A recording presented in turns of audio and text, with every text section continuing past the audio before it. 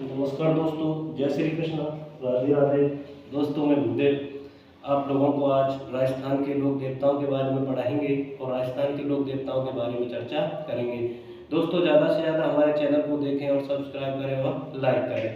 तो दोस्तों आज हम आपसे सबसे पहले चर्चा करेंगे राजस्थान के लोक देवता।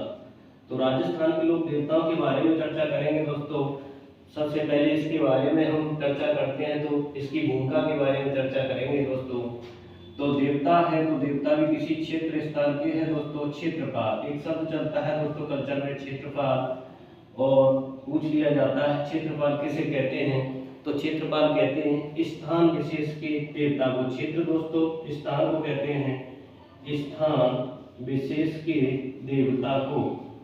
स्थान विशेष के देवता को दोस्तों क्या कहा जाता है? क्षेत्रपाल कहा जाता है। तो दोस्तों क्षेत्रपाल के बारे में हम चर्चा करते हैं।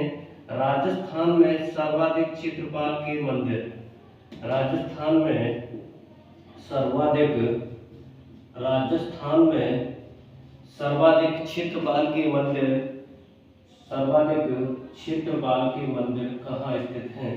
राजस्थान में सर्वाधिक क्षेत्रपाल के मंदिर, क्षेत्रपाल के मंदिर कहाँ स्थित हैं?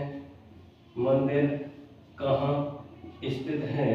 तो दोस्तों आप क्या जवाब देंगे? राजस्थान का यानी डूंगरपुर जिला, राजस्थान का कौन सा जिला? डूंगरपुर जिला। दोस्तों यहाँ पर सर्वाधिक किसके मंदिर हैं? क्षेत्रपाल के सर्वाधिक मंदिर हैं। दोस्तों राजस्थान में सर्वाधिक लिंग अनुपात वाला जिला भी यही है। जिस किसी की शादी नहीं हो रही है वो यहाँ से शादी करके ला सकता है। तो दोस्तों डूंगरपुर में सर्वाधिक क्षेत्रपाल के मंदिर। दोस्तों यहाँ पे हम चर्चा करेंगे क्षेत्रपाल, जैसे कि हम क्षेत्रपालों के बारे में चर्चा करते हैं। क्षेत्रपाल भैरव भी एक दोस्तों क्या है? क्षेत्रपाल है, स्थान विशेष का देवता है। और हम बात करते हैं आपसे मामा जी के अलावा जूझार जी, ये सभी क्या है? क्षेत्रपाल है। दोस्तों मैं यहाँ इनके आगे लिख रहा हूँ आदि, जैसे कि भैरव जी है, मामा जी है, जुझार जी है, आदि ये सभी क्या है? क्षेत्रपाल यानी स्थान विशेष के देवता है। तो दोस्तों यहाँ पे हम चर्चा करते हैं आपसे भैरव जी के बारे में। भैरव जी के बारे में कहा जाता है कि भैरव जी दो प्रकार के होते हैं। भैरव जी कितने प्रकार के? दो प्रकार के बताए जाते हैं। दोस्तों नंबर एक तो होता है काला भैरव, एक होता है काला भैरव, और दोस्तों एक होता है गोरा भैरव। काला भैरव और गोरा भैरव। तो दोस्तों यहाँ से हम चर्चा करेंगे आपसे काला भैरव और गोरा भैरव। यहाँ से प्रश्न बनता है कि भैरव की जो प्रतिमाएं हैं वो कितने प्रकार की मानी जाती हैं। तो भैरव जी की जो प्रतिमाएं हैं, भैरव जी की प्रतिमाएं, तो भैरव जी की प्रतिमाएं दोस्तों तीन प्रकार की मानी जाती हैं। कितने प्रकार की? भैरव जी की प्रतिमाएं तीन प्रकार की हैं। कितने प्रकार की हैं? तीन प्रकार की हैं। दोस्तों सबसे पहले हम बात करते हैं प्रतिमाओं के बारे में। सात्विक, कौन सी प्रतिमा? सात्विक प्रतिमा। नंबर 2 है दोस्तों राजसी प्रतिमा, और दोस्तों नंबर 3 है तामसी प्रतिमा या तामसिक प्रतिमा। दोस्तों इसमें बात करते हैं भैरव जी की कितनी भुजाएं होती हैं? 4 भुजाएं। इस प्रतिमा के अंतर्गत यानी सात्विक के अंतर्गत 4 भुजाएं होती हैं, और इसके अंतर्गत 6 भुजाएं होती हैं, और तामसी के अंतर्गत दोस्तों 8 भुजाएं होती हैं। तो यहाँ पर अभी हमने आपसे चर्चा की है किसके बारे में? भैरव जी के बारे में। यहाँ से आगे दोस्तों एक शब्द हमें देखने के लिए मिलता है कि खेतला। खेतला क्या है? खेतला के बारे में अभी बीएसटीसी एग्जाम 2020 में ये शब्द पूछ लिया गया है। खेतला क्या है? यानी खेतला है ग्राम देवता। क्या है दोस्तों? ग्राम देवता को क्या कहा जाता है? खेतला कहा जाता है। खेतला किसे कहते हैं दोस्तों? ग्राम देवता को कहते हैं। यानी खेतले के बारे में एक कहावत है दोस्तों, कहा जाता है आधे में देवी देवता और आधे में खेतला। ऐसे हमारे राजस्थान में कहावत है, आधे में देवी देवता दोस्तों, आधे में देवी देवता, आधे में देवी देवता, आधे में खेतला। तो दोस्तों आधे में तो देवी देवता और आधे में दोस्तों किसे माना जाता है, खेतला को माना जाता है। तो अभी जो क्वेश्चन आया था, यानी खेतला किसे कहते हैं, ग्राम देवता को खेतला कहा जाता है। राजस्थान में कहावत है आधे में देवी देवता और आधे में खेतला निवास करता है। तो दोस्तों किसी कन्या की जब नई नई शादी होती है तो दोस्तों कहा जाता है उसे खेतला का प्रसाद खाना पड़ता है, ऐसा हमारे राजस्थान में कहा जाता है, ऐसी कहावत है। और दोस्तों एक बार इसको दोबारा से रिपीट कर लेते हैं। क्षेत्रपाल, स्थान विशेष के देवता को दोस्तों क्षेत्रपाल कहा जाता है। तो राजस्थान में सर्वाधिक क्षेत्रपाल के मंदिर कहाँ पर स्थित हैं, राजस्थान का जिला है दोस्तों डूंगरपुर। तो क्षेत्रपाल दोस्तों जैसे कि भैरव जी हैं, मामा जी हैं, जुझार जी हैं, आदि सभी क्या है, क्षेत्रपाल हैं। दोस्तों भैरव जी के बारे में हम चर्चा करते हैं। भैरव जी की जो प्रतिमाएं हैं वो कितने प्रकार की मानी जाती हैं दोस्तों, 2 प्रकार के भैरव जी कहे जाते हैं, सॉरी प्रतिमा 3 प्रकार की होती हैं, काला भैरव और गोरा भैरव। लेकिन भैरव जी की प्रतिमाओं के बारे में कहते हैं कितने प्रकार की होती हैं, 3 प्रकार की होती हैं। एक तो सात्विक प्रतिमा होती है, एक राजसी होती है, एक तामसी होती है। सात्विक प्रतिमा में 4 भुजाएं होती हैं, राजसी में 6 भुजाएं होती हैं और तामसी में 8 भुजाएं होती हैं।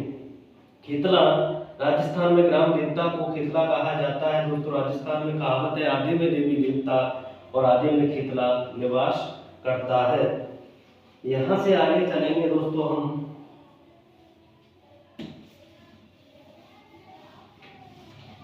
यहाँ से जस्ट आगे की तरफ चलते हैं तो देवताओं पर चर्चा कर लेते हैं दोस्तों। एक और राजस्थान की जब चर्चा होती है तो एक यहाँ पर हमें कल्चर में हमें एक शब्द देखने के लिए मिलता है दोस्तों, खबी। दोस्तों खबी क्या है, बाई चांस आपसे पूछ लिया जाए खबी क्या है दोस्तों, खबी कहा जाता है किसी व्यक्ति की मृत्यु हो जाती है तो उसे खबी की योनि मिल जाती है, यानी उसके ऊपर वाला गर्दन नहीं है और धड़ वाला हिस्सा है। इसके बारे में कहते हैं यह भूत प्रेतों से भी अधिक बलशाली होता है, जिसे खबी कहा जाता है। जिस पर खबी लग जाता है उसे यानी बड़ी मुश्किलों से ठीक किया जाता है। तो दोस्तों लोक देवताओं के बारे में हम चर्चा करते हैं।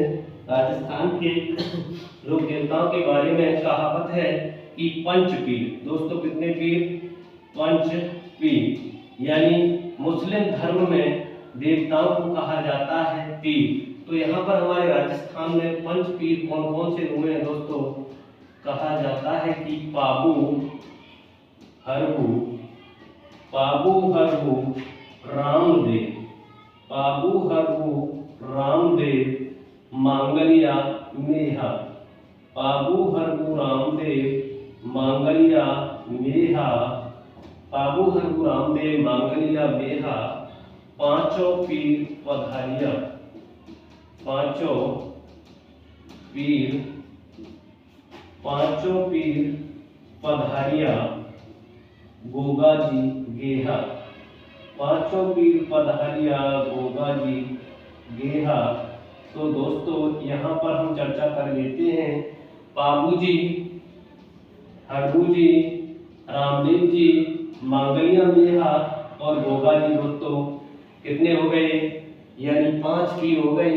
इनकी तुलना हमारे राजस्थान में पंच पीरों में की जाती है। इस दोहे के माध्यम से बताया गया है, आप इसे इस तरीके से भी याद कर सकते हैं, गोपा राम है या राम गोपाल है, या हम कहते हैं राम गोपाल है, राम गोपाल है। तो दोस्तों गोपा राम है, राम गोपाल है, एक ही बात है। यहाँ पर हम बात करते हैं रा से रामदेव जी, रा से आप क्या कहेंगे, रामदेव जी। रामदेव जी के अलावा माँ से कहेंगे मेहा जी मांगलिया, मेहा जी मांगलिया। और दोस्तों इसके बाद में यानी गा से गोगा जी, गा से गोगा जी, और पा से पाबू जी, और हा से दोस्तों हड़बू जी। हा से कहेंगे हड़बू जी, हड़बू जी। तो यहाँ पर दोस्तों ये हमारे टोटल क्या हो गए, 5 पीर हो गए। इनसे संबंधित क्वेश्चन आपसे पूछ लिया जाए, निम्न में से कौन सा लोक देवता 5 पीर के अंतर्गत नहीं आता है। जैसे यहाँ से रामदेव जी, गोगा जी, मेहा जी मंगलिया और तेजा जी, तो आप जवाब दे देंगे लोक देवता तेजा जी को 5 पीरों के अंतर्गत नहीं रखा जाता है। तो दोस्तों कहा जाता है जब आपने देवता पढ़ लिए हैं तो देवता है यानी देवता बिना देवियों के नहीं चलते हैं। तो देवियां होंगी तो देवता तो वहां अपने आप ही प्रकट हो जाते हैं, ये आप सभी जानते हैं। तो दोस्तों यहाँ से आगे जब हम चर्चा करेंगे लोक देवता गोगा जी के बारे में। दोस्तों लोक देवता गोगा जी यानी नागवंशीय चौहान परिवार में जन्म लिया था। गोगा जी ने यानी गोगा जी चौहान, यहाँ पर हम देख देते हैं गोगा जी चौहान कौन से वंश में, नागवंशीय चौहान परिवार में जन्म लिया था। दोस्तों गोगा जी के बारे में कहा जाता है, गोगा जी के कुछ उपनाम हैं और यहाँ पर उपनामों पर हम चर्चा करते हैं कि गोगा जी के उपनाम कौन कौन से हैं। तो सबसे पहले हम गोगा जी के बारे में कहते हैं कि इन्हें कहा जाता है नागों का देवता।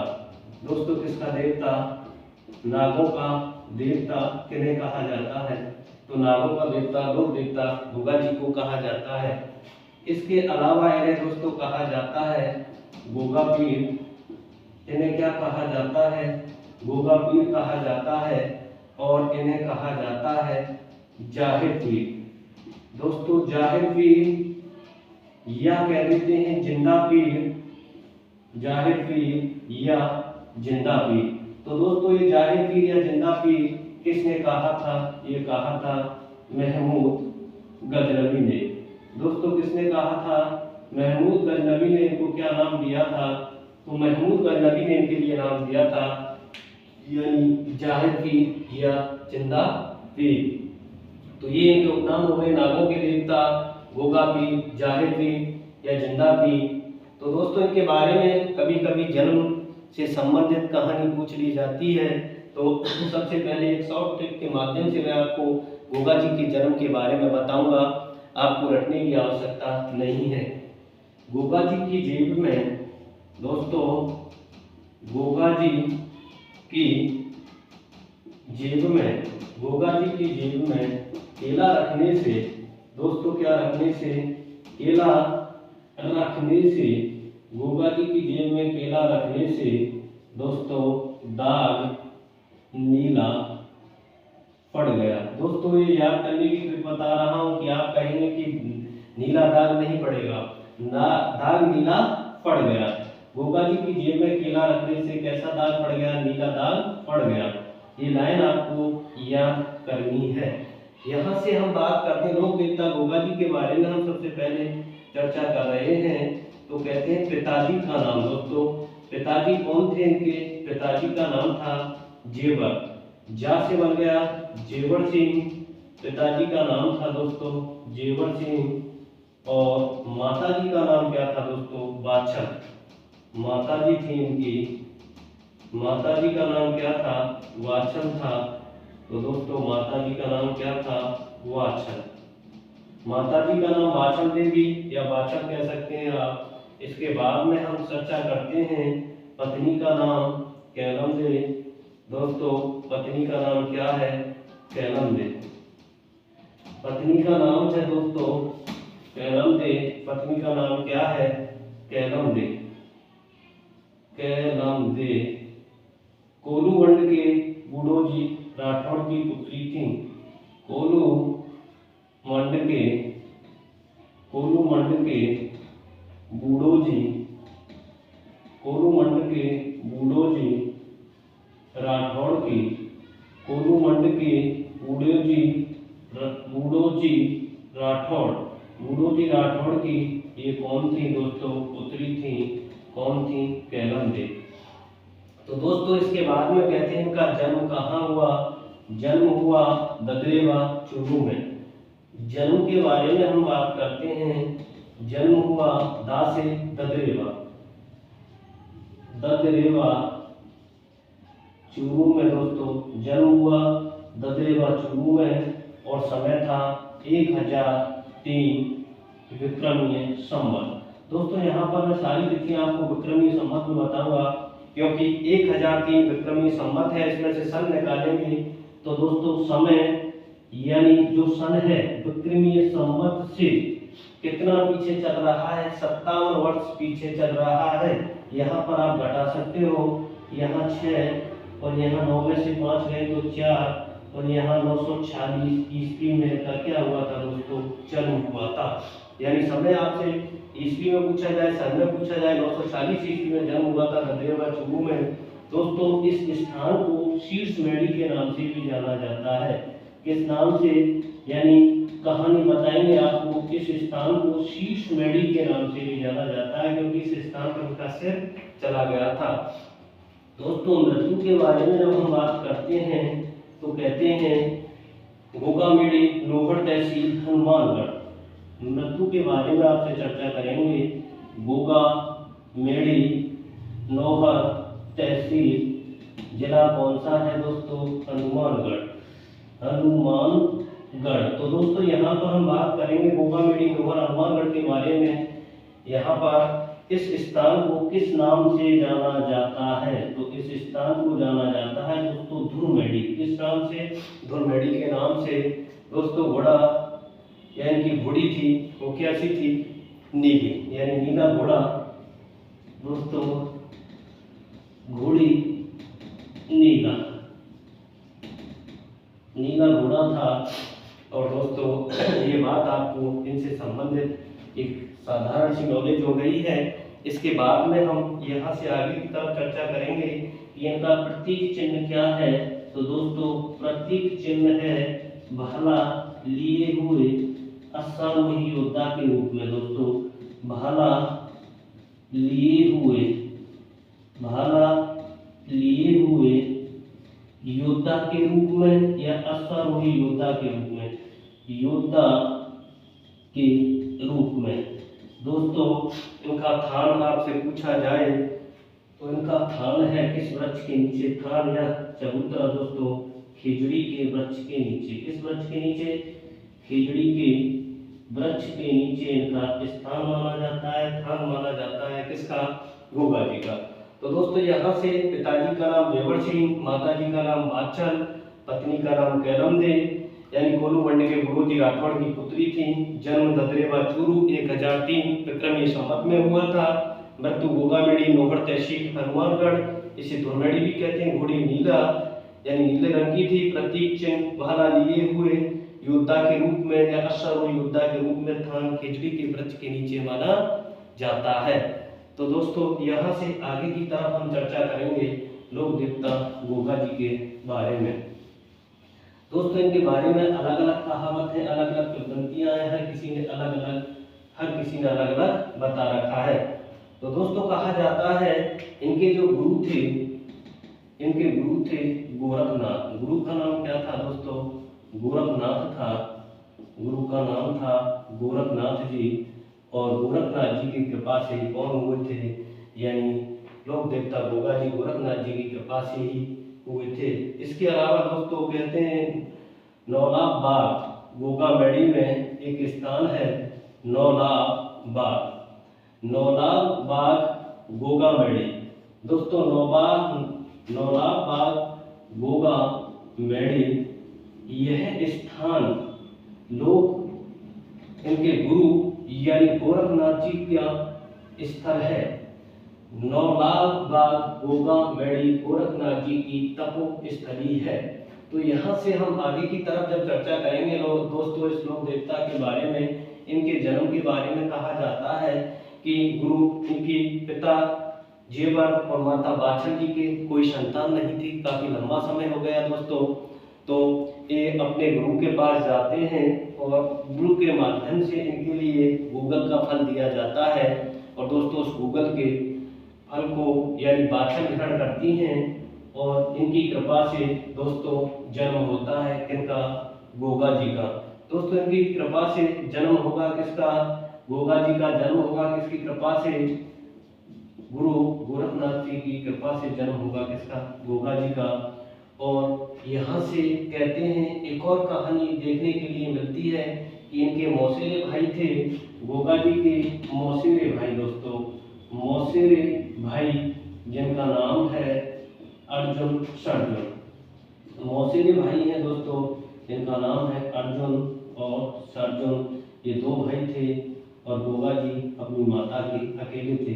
अर्जुन सर्जुन की माता का नाम दोस्तों काछल था और ये वाछल, यानी ये दोनों बहनें थीं और ये इनके पिताजी यानी दोनों भाई थे।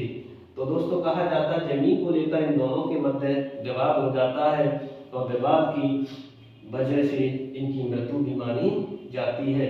तो दोस्तों यहाँ से आगे की तरफ चलेंगे, कहते हैं फिरोज शाह तुगलक के बारे में भी चर्चा की जाती है। फिरोज शाह तुगलक दोस्तों, फिरोज शाह तुगलक ने गोगामेडी का निर्माण, फिरोज शाह तुगलक ने गोगामेडी का निर्माण किस शैली में करवाया? गोगामेडी का निर्माण फिरोज शाह तुगलक ने मकबरा यानी मकबरा नुमा शैली में, फिरोज शाह तुगलक ने गोगामेडी का निर्माण करवाया दोस्तों किस शैली में? मकबरा नुमा शैली में करवाया था। और दोस्तों मकबरा नुमा शैली में करवा दिया, इस पर एक चिन्ह अंकित करवाया, वो चिन्ह था बिस्मिल्लाह। बिस्मिल्लाह चिन्ह अंकित करवाया गोगामेडी पर। गोगामेडी का जो वर्तमान स्वरूप है, गोगामेडी का वर्तमान स्वरूप दोस्तों किसकी देन मानी जाती है? तो कहते हैं गोगामेडी का जो वर्तमान स्वरूप है वो किसकी देन है? बीकानेर के गंगा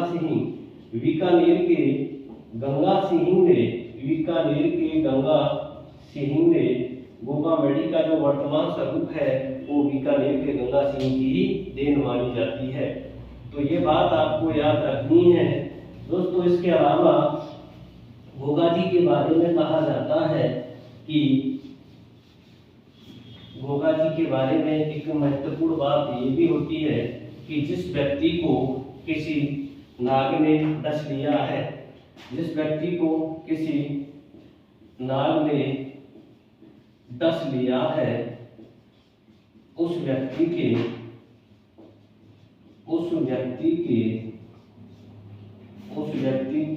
गोगा जी के नाम का, उस व्यक्ति के गोगा जी के नाम का 9 गांठों वाला धागा बांधा जाता है। दोस्तों कितनी गांठों वाला? 9 गांठों वाला धागा बांधा जाता है, 9 गांठों वाला धागा बांधा जाता है। और दोस्तों उस व्यक्ति को यानी जहर नहीं चढ़ता है, कहते हैं कितनी गांठों वाला? 9 गांठों वाला धागा बांधा जाता है।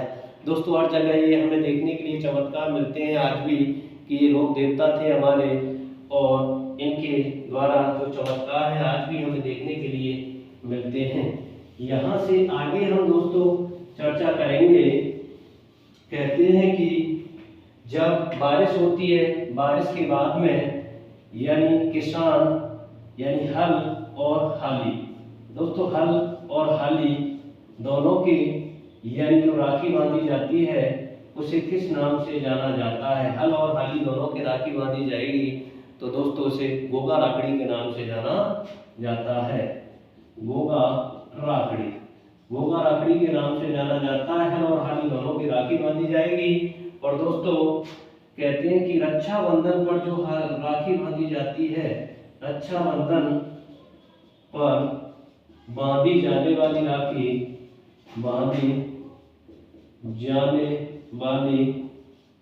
राखी, रक्षाबंधन पर बांधी जाने वाली राखी गोगा जी के घोड़े के पैरों को अर्पित की जाती है। गोगा जी के घोड़े के पैरों को अर्पित की जाती है, घोड़े के पैरों को अर्पित की जाती है। किन को अर्पित की जाती है? घोड़े के पैरों को अर्पित की जाती है। तो दोस्तों गोगा जी की ओल्डी पूछी जाए आपसे कि इनकी ओल्डी किस स्थान पर है? गोगा जी की ओल्डी कहेंगे या हम कहेंगे झोपड़ी। तो गोगा जी की ओल्डी या झोपड़ी तो ये आपको पता है कहाँ पर है, सांचौर जालौर में है। दोस्तों सांचौर जालौर में इस कोल्डी या झोपड़ी का निर्माण पाटन के दो भाइयों ने करवाया था। पाटन का संबंध है गुजरात से। पाटन के दो भाइयों ने करवाया था। किसने करवाया था दोस्तों? पाटन के दो भाइयों ने करवाया था।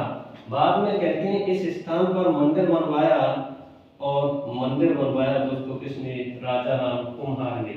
दोस्तों राजा राम कुम्हार ने इस स्थान पर क्या बनवाया? मंदिर बनवाया। कहाँ पर? जहाँ पर कोल्डी या झोपड़ी थी, स्थान था सांचौर जालौर।